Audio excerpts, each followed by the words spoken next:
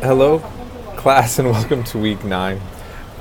Things got a little bit extra loud here at the cafe, and so there's a few distractions, but I'm not going to have a real long announcement for us.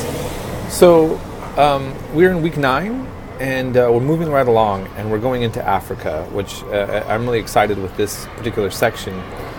And what I think that it seems to me that usually what many of my students really find exciting about this part as well is that your knowledge of Judaism, Christianity, and Islam, which we went over in this class, ends up getting incorporated into this section as well. So you're building on knowledge now, building on certain things you've already have learned. And I just want to say the documentary I have at the end is really important on African History Denied. I actually show this in my 107 class as well, for those of you who are going to take my 107. I just think that that particular documentary really covers well the history that I go over here and puts it into a modern context.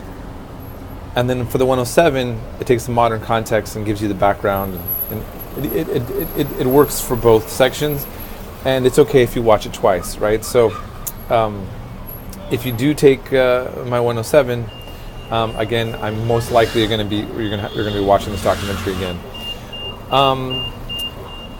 I don't think I have anything else to really elaborate upon. I enjoyed a lot of what I was reading from you guys, learning on the section on Islam. I guess I will just add a few little points to say on this, because on my Facebook, it's a funny thing to talk about.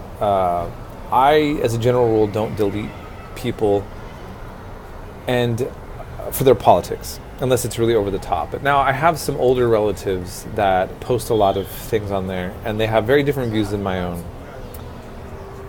And I have to admit that I've been very shocked at the intense anti-Islamic posts that they have. But it's not even just like it's false information. It is it's a kind of information, frankly, that leads to the massacre in New Zealand, in my opinion. It's that bad. And so that's why I'm really happy to be able to teach you guys information so that you're aware of certain things. So I just want to quickly point out this thing. Yeah, that's what I wanted to talk about. There is a trend on the internet of people who are supposedly experts on debunking other sides of a debate.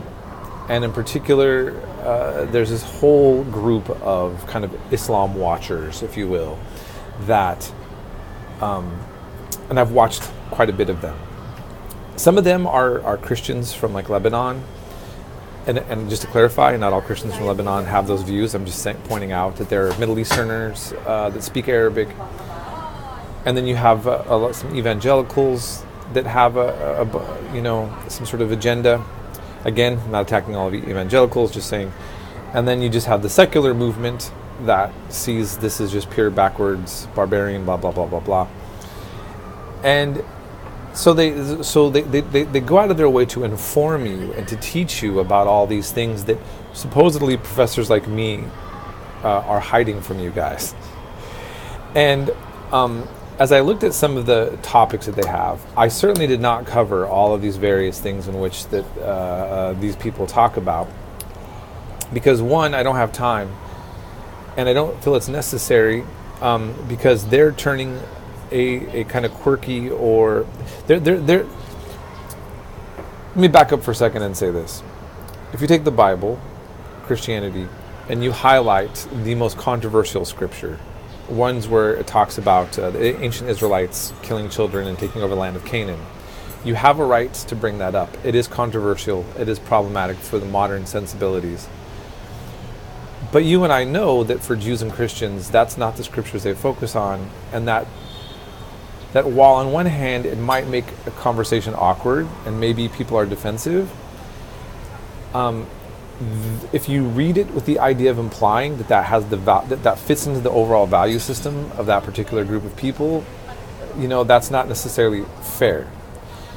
It's a fair discussion to have, if but not under the context in which it's being generated. So what's happening is they take some obscure Islamic laws or texts, and some radical that says blah blah blah blah, that's very negative or justifies bad things, and then they give you the impression that this is the entire world of Islam and that you're being deceived by the ones that act nice and by professors like me. That's the overall impression I get from these memes and videos going around. And so if you're exposed to any of them and you feel that you want to address any of those, feel free to take the time to write me, because I'm just really annoyed with what I call really fake news right now and propaganda that's being generated and on all sides of things. So that goes the other way as well. I'm just happening to mention that I'm noticing a particular type of false information or distorted information coming out. It doesn't mean that the left or another version can't similarly be distorting things. That's just the one that I'm noticing in particular. So that's all I have to say on that, and I hope you have a good week, and be in touch with me if you have any more questions.